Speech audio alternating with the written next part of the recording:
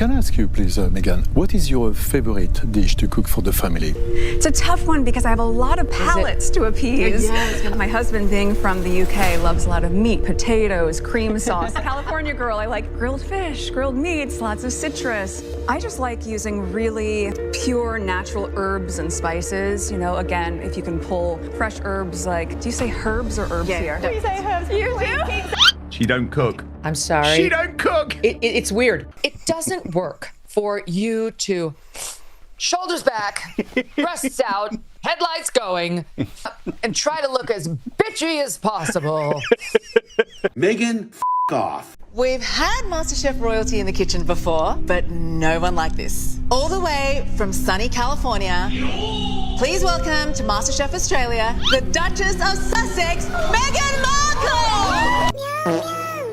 What I realized through this whole journey is that I could finally just be my true self. No need for endless prep or overthinking everything. It was such a refreshing revelation. Imagine the freedom of simply showing up as you are, without suddenly needing to fit into some imagined mold or plan every tiny detail. That kind of authenticity felt like a breath of fresh air. But here's the twist. No matter what name I go by or how others label me, deep down, I'm unchanging. At the core, it's still me, same heart, same quirks, same passion. This truth, however, comes with its own set of challenges.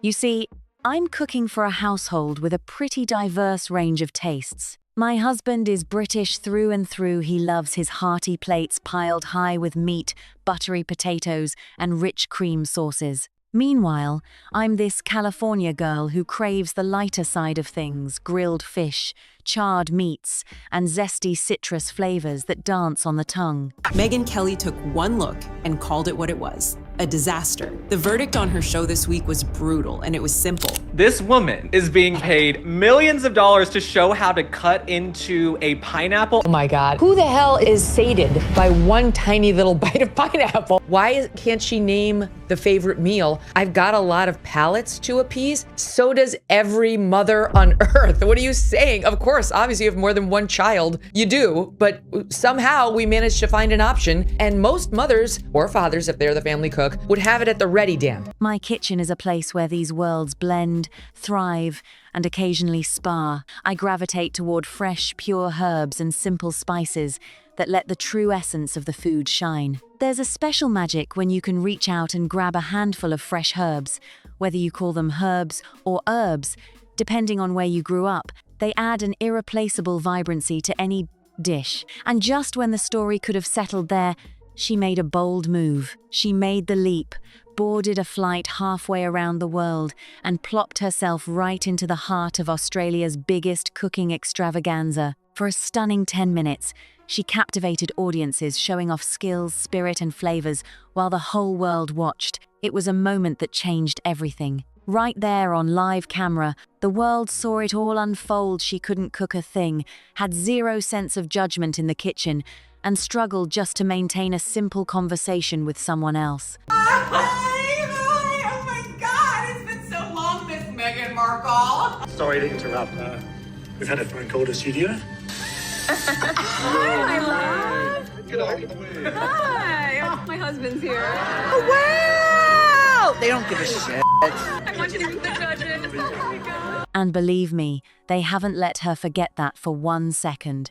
There's this little trick that people casually do with pineapples. They don't just hack away randomly. Instead, they follow the natural wedge pattern, making each bite taste like a perfect little explosion of tropical sweetness. It's like nature itself has handed us the cheat code on how to enjoy pineapple the best way possible. But nope, she missed it completely. You could practically hear her frustration. "Oh my gosh, I work so hard," she cries, but effort doesn't equal talent, especially when you're missing the fundamentals. Then Megyn Kelly, with zero patience for the nonsense, took one glance and didn't mince words. She called the whole thing exactly what it was, a total disaster. And that judgment wasn't just a passing comment. It was the harsh and unfiltered verdict on her show this week. You could feel the sting. Because here's the reality. This is a woman who built her entire comeback by selling cooking products and starring in her own cooking show. She even marched boldly onto the stage of MasterChef,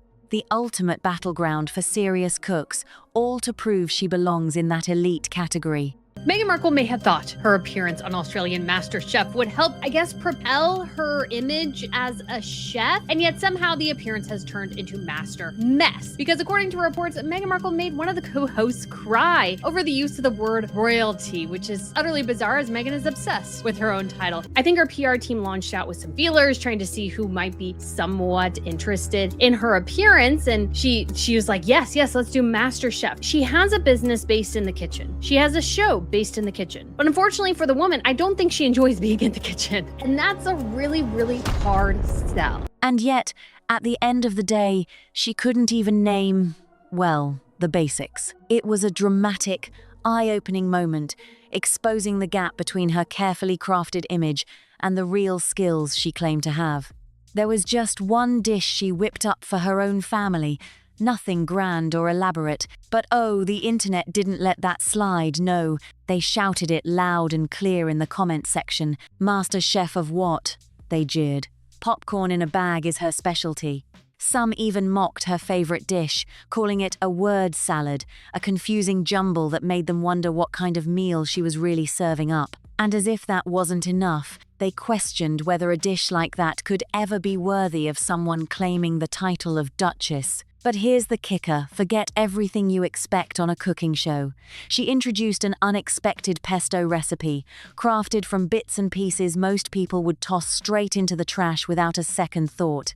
Turning the forgotten into a culinary surprise, that should have been a moment of triumph, yet the tension was about to skyrocket. Then it happened, a phone call that sent waves across the internet, so cringeworthy it felt like the entire online world folded itself up and buried under the couch cushions. This is nuts, Meghan, because, the whole concept of Meghan's guest appearance was framed around the idea of a dish fit for a duchess. So it's like, what? That's okay. But describing you as royalty is not. All she does is crudités and dips and fruit. So she's a woman who has a cooking and lifestyle show, who sells cooking and lifestyle products, is appearing on a cooking reality show. But she doesn't cook. She makes dips with crudités. Because I'm sorry, that is the easiest question to answer. And she doesn't cook for Harry. Poor Harry. He's not getting home cooking from Meghan Markle, okay? And the face she pulled during that call, oh, it was something no human face had ever displayed on daytime television. A mixture of shock, awkwardness, and disbelief, all rolled into one unforgettable expression. And whispers started swirling from Sydney, a city not far from the studio, that one of the judges, a kind and respected figure on the panel, was left utterly shattered, heartbroken, even. The show's producers tried to sweep it under the rug, trying to hush the moment as if it never happened. But here's the real twist this time. The tears, the heartbreak, the shock of the judge, not even the most embarrassing thing about this saga. The truly awkward, unforgettable moment was all on her, sitting there, vulnerable and utterly herself, exposed like never before, with no place to hide, no brilliant dish to save the day, no rescue line to ease the tension. Just her. This whole situation with Meghan is absolutely wild when you really stop and think about it. The entire idea behind her guest spot was built around this fancy notion of serving up a dish fit for a duchess. That sounds impressive at first, right? Like, you're expecting a lavish, sophisticated meal worthy of royalty. But then you dig deeper, and that image starts to unravel. I totally agree, and it was obvious when you watched her stupid show that her biggest recipe was the Martha Stewart recipe for one-pot pasta, which she stole. It was very clear if you line up the two recipes next to each other, they are virtually identical, which tells you a lot. A little bit nervy, Casper? Well, nervy. The ticket to the semi-finals is on the line, and very high caliber guest judge. So, yeah. That's so sweet. That's so sweet. That's so sweet. And she should have been like, don't be nervous. Don't be nervous. Did you see my show? It got canceled. Because, let's be honest, calling Meghan a royal chef or cooking star, that's a bit of a stretch. What she actually does is put together crudités, those simple veggie platters with some dips, maybe some sliced fruit. That's it. Here's the kicker. Meghan actually runs a cooking and lifestyle show and sells lifestyle products around that brand. She's someone in the business of food, yet for this prime-time cooking competition, she's showing up and basically just arranging some colorful veggies and a couple of dips. It's almost ironic. Here's a woman who could easily whip up something more complex, but chooses the simplest, least labor-intensive approach. And honestly, making dips and crudités is the easiest culinary question imaginable. You don't even have to turn on the stove. And think about Prince Harry while all this is happening. It's kind of sad, right? He's married to a woman famous for her cooking and lifestyle brand, but at home, he's not even getting a home-cooked meal. That's a little heartbreaking to imagine. What about their kids? If the dessert options are strictly limited to whatever you can pick straight from a tree, that's not quite the indulgence you'd want to grow up with. It's quirky, sure, but it also sounds a little tough for the little ones craving something sweet and satisfying after dinner. So yeah, maybe it's fun, but it's definitely not the royal feast anyone was expecting. The kids jump in a lot, especially with the garden. I think it's such a nice luxury to be able to have so much space and things to cook. And if they say, Mama, can I have dessert? You say, if you can pick it, you can have it. So You can't pick chocolate. No, you can't pick chocolate, which is great. So they can go pick a nice piece of fruit or whatnot. But no, we always have a nice, as my husband would say, pud after dinner. Oh, those poor children. If you can't pick it off a tree, you can't have it as dessert. So, okay, great. Sounds like a lot of fun, Dan. She's that mum, isn't she? I spent the morning watching that fucking Meghan Markle special, and it sobered me right up. The Duchess of Sussex, Meghan Markle! Dan, I spent the entire morning glued to that intense Meghan Markle special. Honestly, it was one of those moments that just snapped me out of whatever fog I was in, no joke. It was a real eye-opener. Meghan nodded along, clearly catching the vibe. Yeah, exactly what she said, she murmured. But what really grabbed me was this bizarre, slow-motion moment where Meghan took forever just to lift a spoon to her mouth. It wasn't just some innocent hesitation, it felt like pure, unfiltered disgust was written all over her face. You could almost see the words, "I'm too tired for this," hovering around her. It made me think she just seems so unwilling to put in the work. It's not that she can't work, it's like she doesn't want to. Using her Duchess title in order to make money in the entertainment industry. So the fact poor Poe mentioned the word royalty is totally irrelevant to that. It's the use of the word and the term Duchess as part of a challenge in a reality TV show, which I think would have left the late Queen Elizabeth II completely horrified. And it's not just her, there's a whole crowd who'd rather dance around, strike a pose, and film flashy videos than roll up their sleeves and get serious. Honestly, I wouldn't be surprised if Meghan actually threw her hat in the ring and ran for office. The reality is, she's been criticized for being lazy. There's this famous idea that with great privilege comes great responsibility, yet somehow, that seems to have been forgotten. The whole spectacle feels like a circus designed to chase ratings, turn heads, and keep people tuning in. Meghan's role? She's basically the warm-up act, setting the stage for her husband's big moment on screen. And in one awkward scene, she picked up a dish, cooed softly.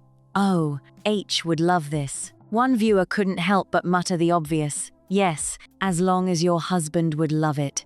It's moments like these that reveal so much beneath the polished surface. Behind the glamour and the scripted smiles lies a complex, messy reality that no one can quite ignore. Imagine a woman whose every single thought is consumed by a brand so tightly that nothing else seems to matter. It's as if any stray idea daring to drift far from that one focus is immediately shut down. There's a biting joke. And it's just pretty disgusting. And I think, again, proves who Meghan Markle really is. She's just shallow, vain, and vapid. It's all about the Instagram clicks, all about the follows for her. She cares nothing really for her husband, his trauma, the death of his mother, anything like that, or even her own children. They are all there for her personal exploitation for money and cash. What I do have is a very particular set of skills. Skills I have acquired over a very long career. Skills like...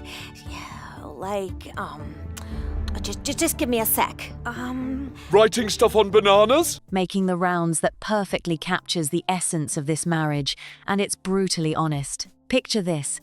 The exact same expression she wears when she calls Harry on the phone is mirrored in a rare, chilling moment when she creeps down to the basement once a week. There, she's checking to make sure he's still there, tossing him a bit of food like some quiet, relentless guardian in a twisted, obsessive ritual. It sounds harsh, and maybe it is, but anyone who caught that FaceTime call knows the truth isn't far from that dark comparison. That moment on the screen was no ordinary guest appearance, and nobody watching would argue otherwise. This wasn't the effortless grace of a genuine guest judge stepping in to uplift a show. Instead, what unfolded was a woman who couldn't endure 90 seconds on stage unless she had an anchor, a lifeline, her phone, her prop to tether her performance. The entire appearance felt less like a guest star's cameo and more like a desperate attempt to claim the spotlight, as if she were the main event, the headline act of the evening. Despite being booked merely as a guest, her manner spelled something far more revealing, peeling back layers of insecurity and control in an already fraught relationship. In the end, that FaceTime wasn't just a phone call, it was a blueprint of a partnership defined by unyielding tension. Petro, you're a brilliant cook, but you definitely need to try everything together with this dessert. Yep. Yes. Yeah. Yeah. Even more so than usual. Megyn nods. Yep. Yeah, what she said. She took forever to get the spoon up to her mouth. Like, that was her evincing her disgust. Like, she didn't want to try it. She was already disgusted when he said he was going to do it. In fact, she was outraged. And also looking around and wondering, how on earth did I get here? She's lazy. I don't think she wants to work. They don't want to work. They want to twerk and sit around and film videos. So I think she should actually run for office because Meghan Markle, you're lazy. And an unspoken hierarchy. Maureen Callahan. It was undeniably clear from the start. Meghan was supposed to be the shining star, the undeniable centerpiece of the entire episode. But somehow, things just didn't click the way they were meant to. Instead of naturally owning the spotlight, she had this awkward energy where the producers basically had to step in behind the scenes, gently pushing her along, propping her up, handing her moments to shine that frankly didn't feel earned. You could catch these subtle clues if you looked closely the way the showrunners quietly and cleverly trolled her. Imagine a tiny on-screen caption popping up reading, "Make it sparkle," like a cheeky nudge straight at Meghan Markle herself. And yet, she sailed right past that moment without so much as a flicker of awareness. Then there was her insistence on adding some heartfelt personal flair, which in practice meant she walked slowly to each contestant one by one, making sure every eye and every camera swung back toward her, squeezing every drop of screen time she could muster.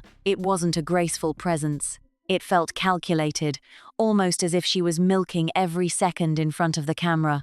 That pattern didn't go unnoticed. Television commentator Megyn Kelly put it so sharply it almost stung. She dubbed Meghan a Markle doesn't like food. And I'm someone who loves my food. You know, Megyn, I battle with my weight. I love my food. It's like my passion in life. And I can really pick out that Meghan Markle doesn't like food. She loves to drink, right? She's a big drinker. She always has a cocktail in hand, always has a wine in hand. Again, not attacking that. You know, I like a drink too. But I genuinely believe she is not a woman who likes food, who enjoys food. Food for her is some type of weird social status thing. And so, yes, those poor kids. No one wants to go out and forage for their dessert. disaster tourist, someone who can't step into any situation, no matter how big or small, without immediately zeroing in on the nearest camera and making it all about herself. It's a piercing observation, but when you watch the episode carefully, it's hard to disagree.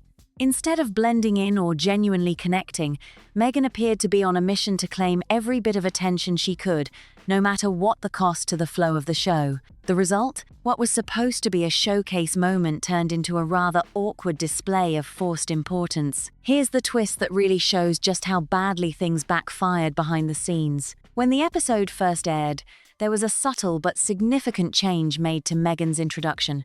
One that flew under the radar for most viewers, but spoke volumes to those paying closer attention. Originally, when Joe Poe welcomed her on set, he greeted her with a warm, heartfelt phrase he called her MasterChef royalty. It was a genuine nod that suggested respect, admiration, and the kind of golden glow reserved for someone truly celebrated. But word from Meghan's camp was far from pleased with that term. Apparently, the phrase MasterChef royalty didn't sit well with her or her team, and the show's producers quietly decided to pull the plug on that introduction for the final cut you saw on your screens. By the time the episode reached millions of viewers around the world, royalty had vanished entirely. Instead, there's a time and a place for things, and I think Meghan is doing everything with clicks in mind. What will get the clicks? What will generate the interest? I wish you could try this. These dishes are fantastic. I see. Yes.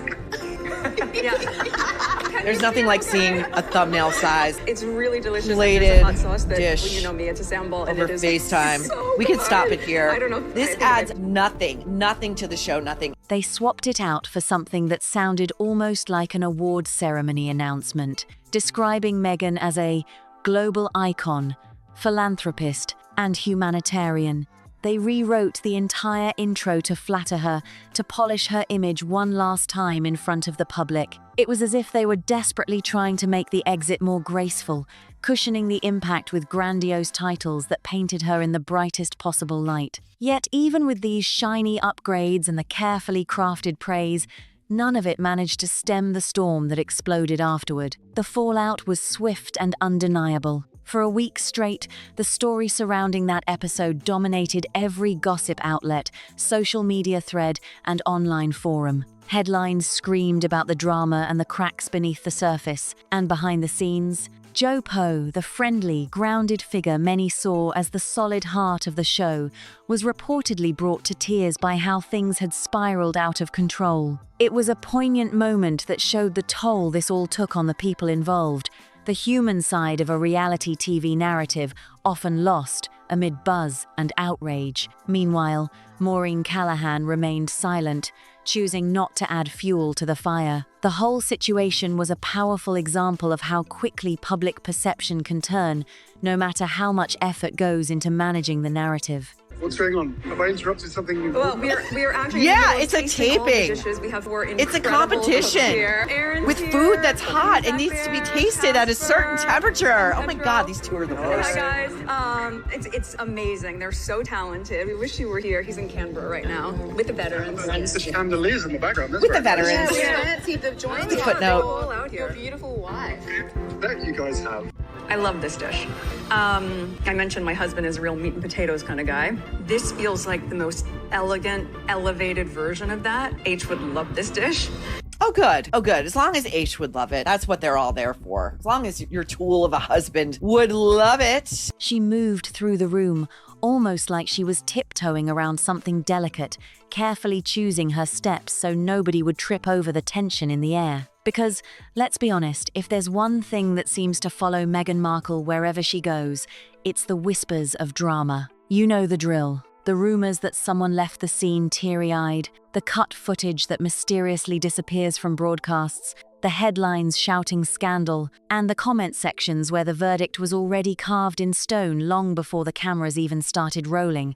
It's like clockwork. Fast forward to April, when MasterChef Australia filmed during the royal couple's visit to Australia. The episode that finally aired just this past Sunday showed Meghan revealing a different side of her culinary world. She shared with the judges that her laid-back cooking approach wasn't just a style, it was a reflection of a childhood steeped in California sunshine, fresh ingredients, and farm-to-table values. Growing up, her mum was the heart of the kitchen, an incredible cook who sparked Meghan's early passion by letting her watch cooking shows from a young age. It was a warm, inviting picture, exactly the kind of story you'd expect to back a lifestyle brand rooted in wholesome comfort and personal growth.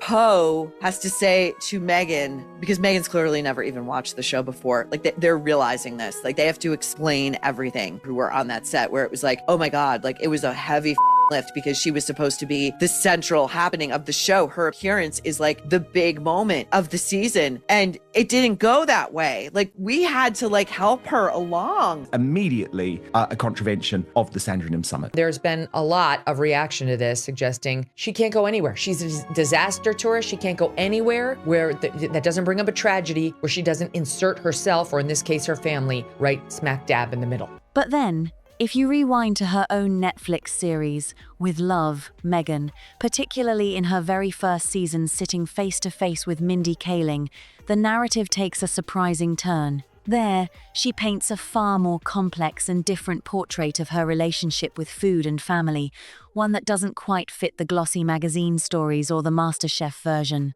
It's in those candid moments that you start to see the real layers beneath the curated calm, a glimpse behind the curtain of the public persona, where the story isn't always as straightforward or perfect as it seems. She described herself as a latchkey kid, someone who often came home to an empty house, navigating childhood largely on her own. Given Meghan's track record, I am inclined to believe that these sources to New Idea are correct. She was simply trying to make Meghan feel comfortable, trying to be warm, and you saw that look.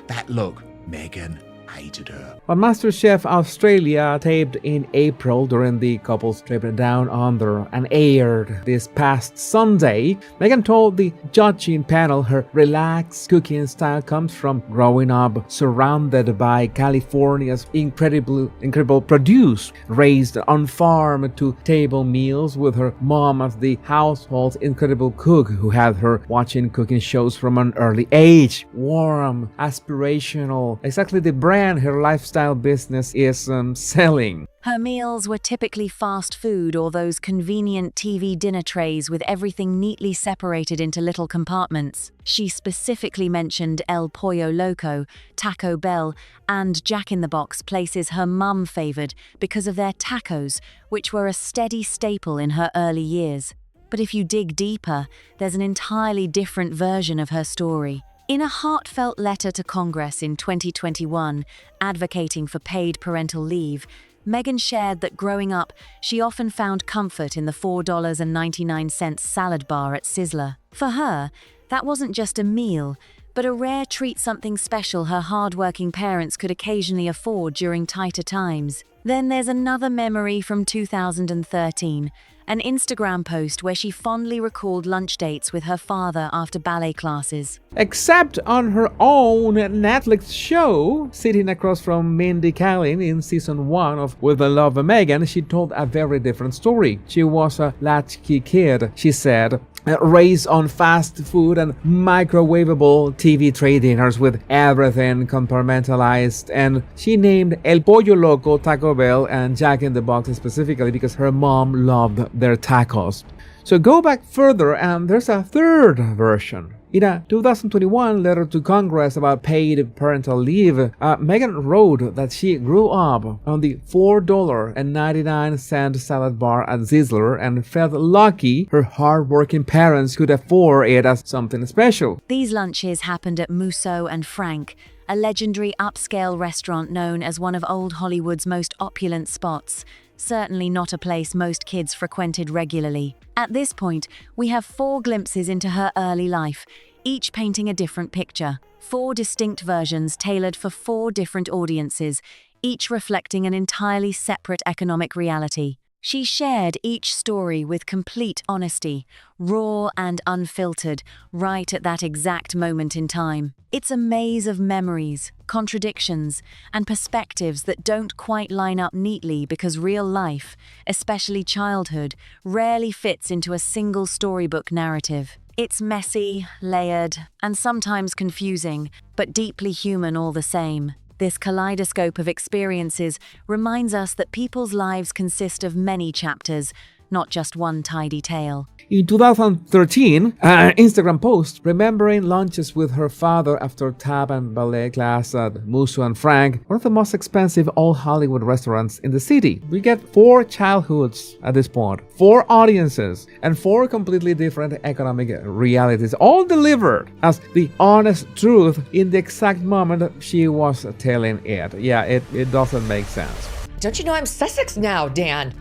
She was so mad. She hated that woman who introduced her. Poe is actually a big name in Australia. She's beloved. She came through MasterChef. So she started off as a contestant. She's now a judge, really beloved in Australia. So obviously Meghan decided to hate her and decide that she's a real bitch. And she totally castigated Poe behind the scenes for having introduced her as royalty. Stories change depending on who's listening and the moment's truth. It's a powerful reminder to look beyond the surface, to appreciate the complexity beneath.